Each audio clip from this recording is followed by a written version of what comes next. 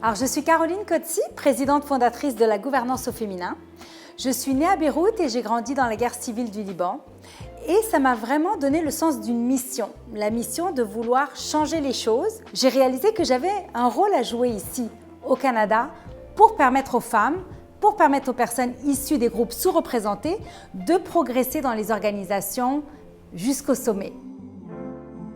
Alors, le leadership inclusif, c'est oui, embaucher des personnes issues de la diversité, c'est surtout les retenir, mais c'est aussi s'assurer que toutes les personnes qui sont au sein de l'organisation, peu importe quelle diversité elles sont, parce qu'on parle des personnes issues de l'immigration, mais il faut penser aussi aux personnes qui ont différentes orientations sexuelles, il faut penser aux autochtones, il faut penser aux personnes de couleur qui sont peut-être nées ici, il faut penser à des personnes qui sont peut-être neurodivergentes, qui ont peut-être un handicap.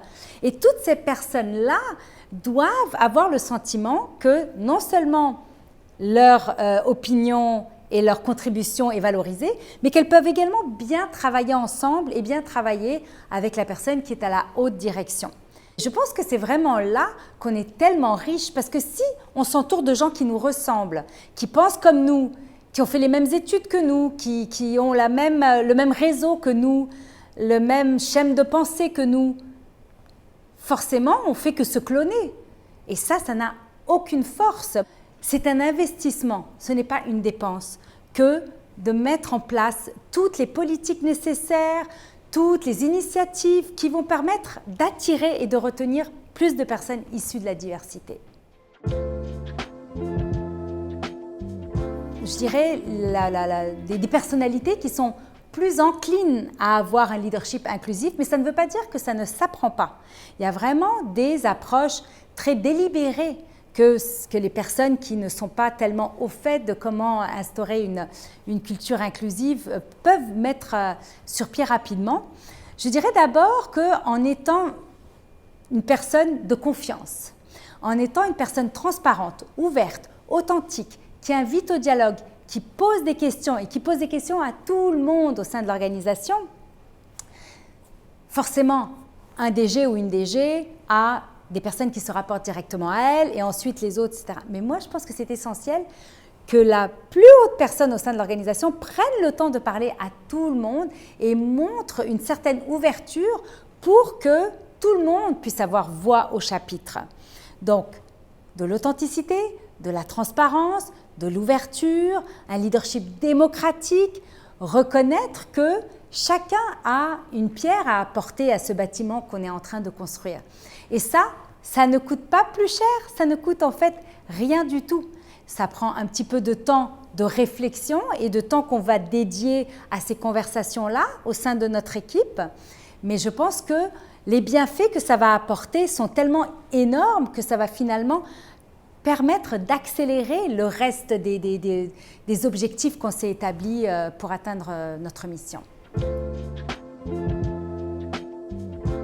Si un leader ou une leader montre de la bienveillance envers ses employés, ils vont tout lui pardonner.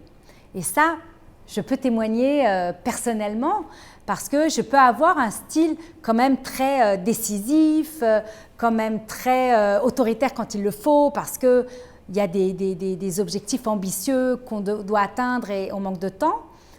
Mais tout le monde dans mon équipe sait que j'ai une aura de bienveillance, que je suis à l'écoute, que je change facilement d'avis si on me dit que j'ai tort et que j'écoute les arguments que ces personnes-là ont à énoncer. Et ça, c'est extrêmement important. Et oui, la bienveillance est au cœur de tout.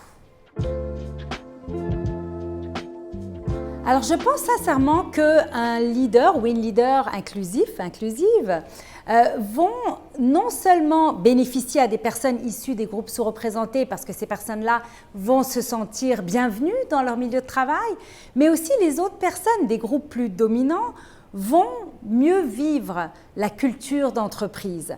Et je pense que surtout la plus jeune génération est vraiment à la recherche de ce genre de milieu où chacun peut être qui il ou elle est vraiment. On recommence, excuse-moi là. Pas un sens de... Ah, mais pourtant j'avais mis silence.